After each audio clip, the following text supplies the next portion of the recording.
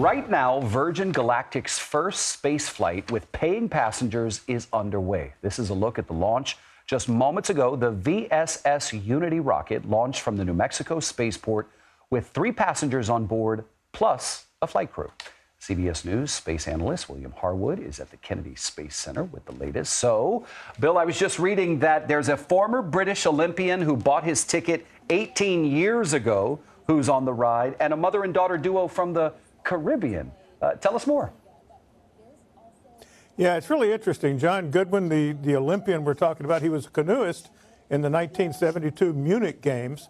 Interestingly, as you said, he bought his ticket in 2005, and then later he was diagnosed with Parkinson's disease, and he thought that would be it, that Virgin wouldn't let him fly, but they had no problem with that, and so he's on board today. It's really quite a milestone for him. And then the mother and daughter from Antigua and Barbuda, they won their tickets through a lottery that was run to benefit a nonprofit space charity. And Richard Branson, the owner of Virgin Galactic, delivered their tickets personally. So they're pretty excited to be on board as well.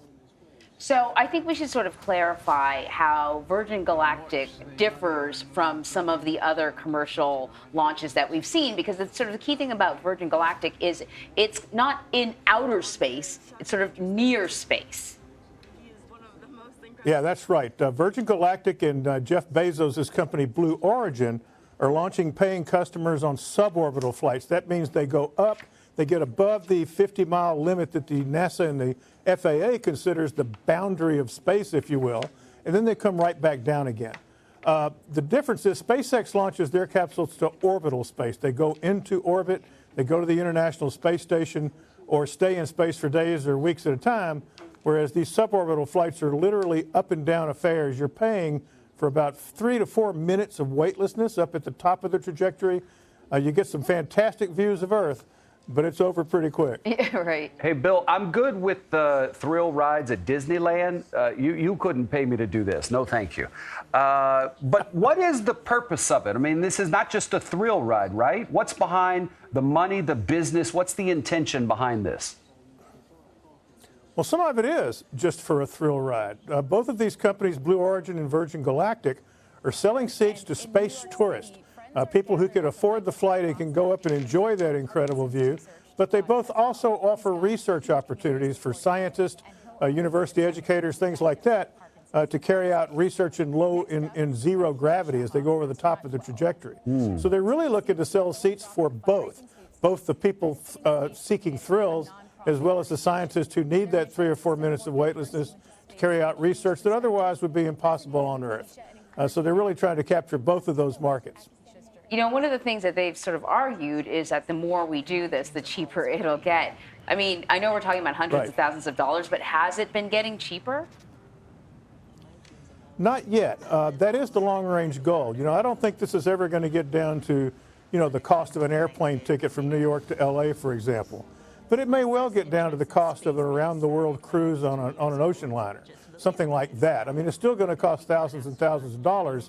But right now, a ticket to ride on Virgin Galactic runs around $450,000. So they've got a ways to go yet. Bill, what are we just looking at the video there? Was that live pictures? What were we looking at? These are live pictures, I'm told. The spacecraft is actually being carried up to an altitude of about 45,000 feet by Virgin Galactic's carrier jet. Then they will drop it. The space plane will ignite its rocket motor and they'll ascend. They'll take off almost straight up to make their space flight. So we're standing by to watch that happen. Go ahead. I mean, I don't expect, obviously, that there are flight attendants on this flight, but other than, you know, these passengers, who else is on there? I mean, is there anybody there to sort of assist them? You know, yes, there is. They get a little nervous.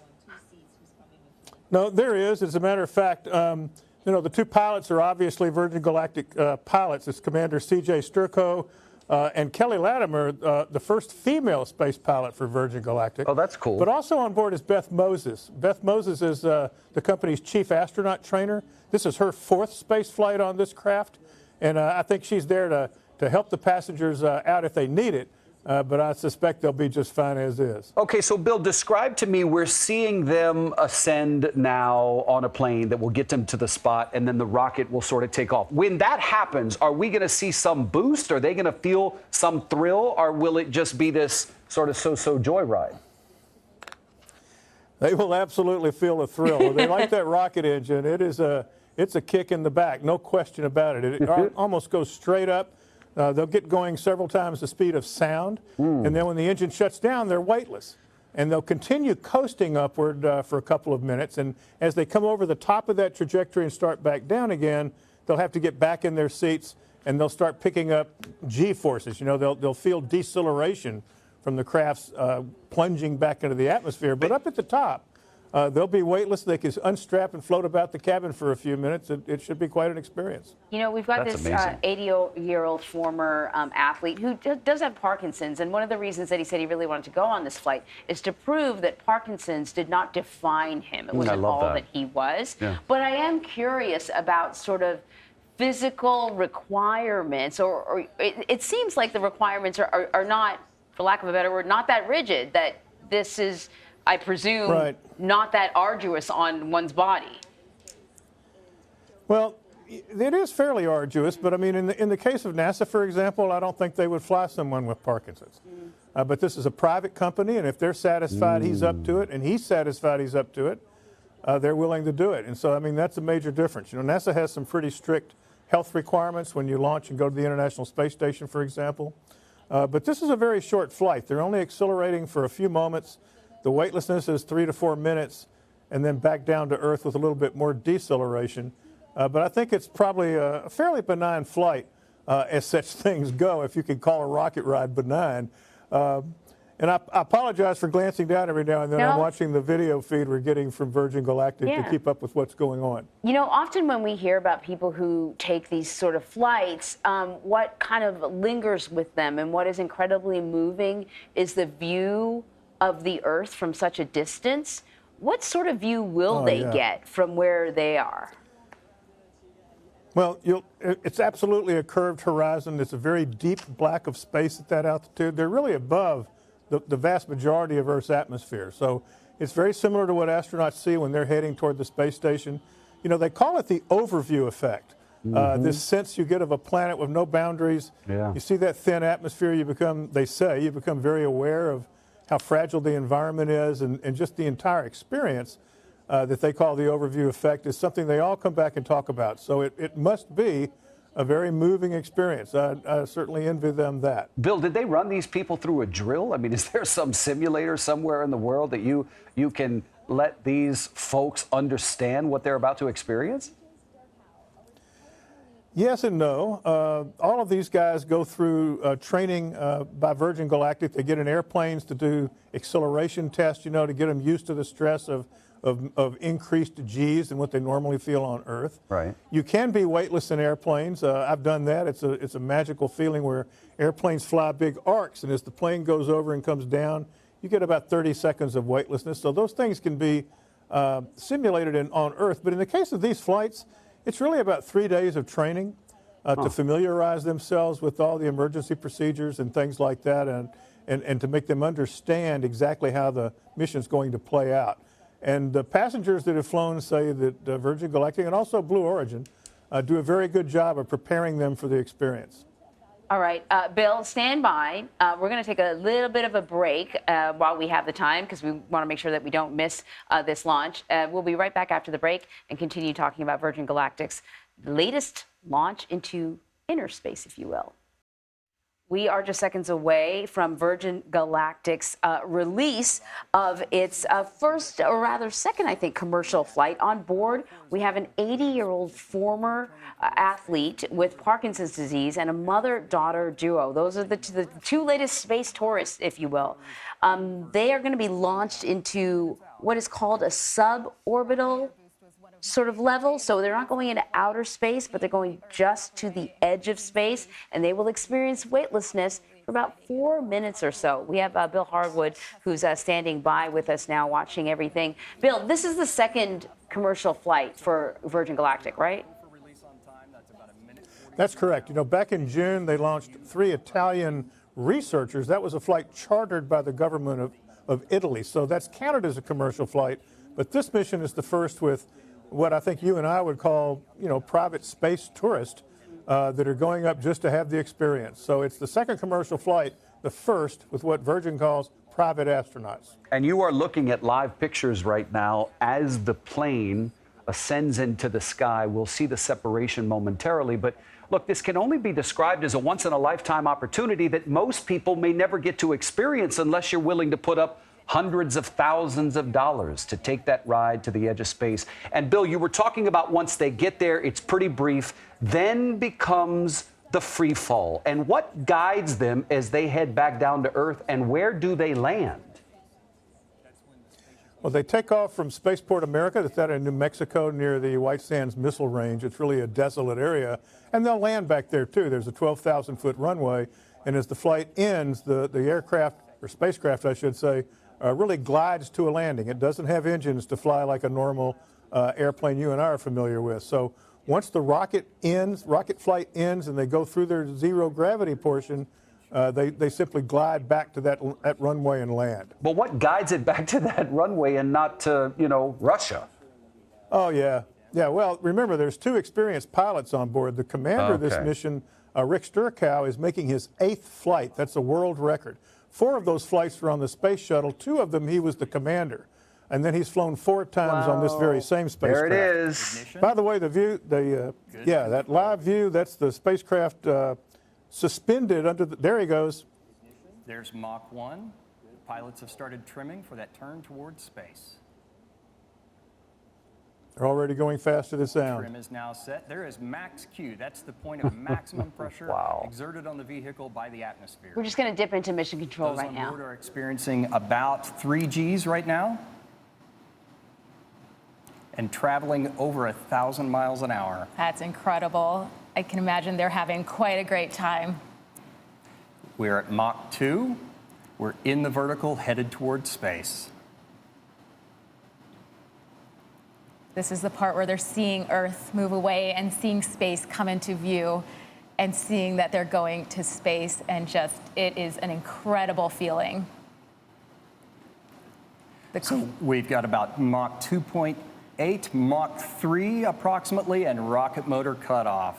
Amazing. The crowds here are just absolutely going wild. I can't imagine what's happening in Antigua with them cheering them on. That's incredible. Awesome. Go Keisha, go Anna, go John. So everybody on board has been cleared to unstrap and enjoy that zero-G experience. The pilots have unlocked the feather. That's the preparation so that they can raise the feather here momentarily. They're engaging the RCS as well. The feather is now starting to move on its way up.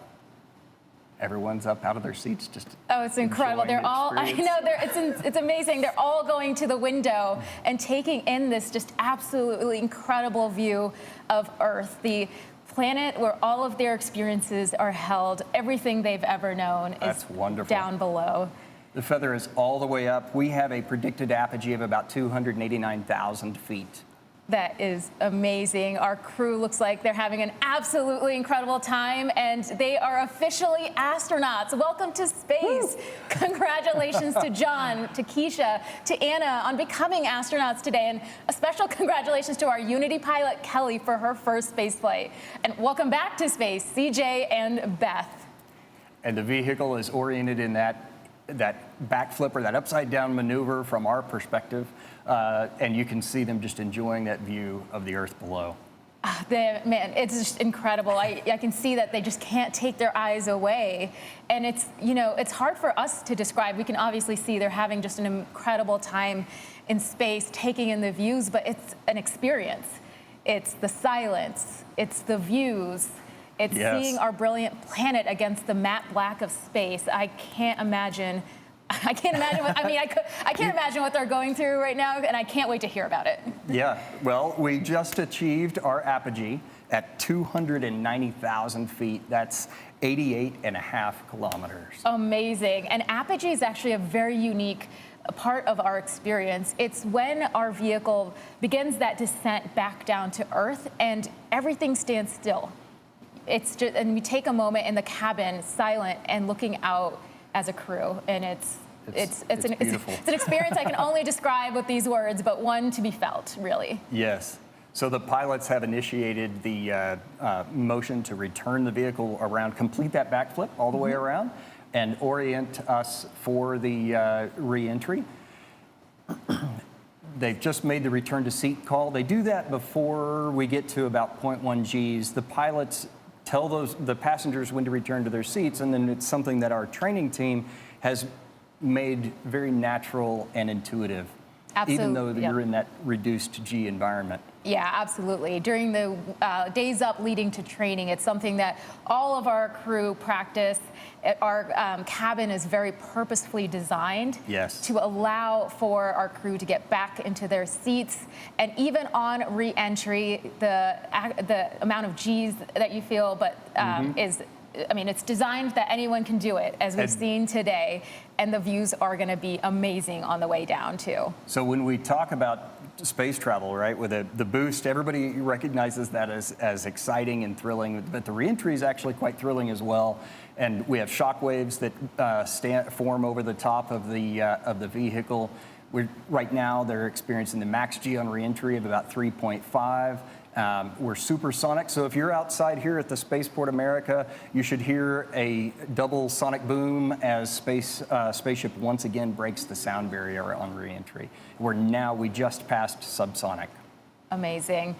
And the crowds, again, are just cheering on our entire crew. They're going to be able to see the vehicle as it comes down to land, and our crew here are also going to be... I think that's what awestruck looks like. They looked awestruck, right? I was just about to say I am. I think, Anne-Marie, this is a reminder that in life, some things you're not a participant to, but just being a witness is equally joyful. Well, we were both leaning in. It was like we wanted to get closer to the monitor so we could be right in there with them. I mean, the hair on my neck was standing up, Bill Harwood. I mean, you've seen a lot of these. This is your bread and butter, but do you still get a thrill when you watch it?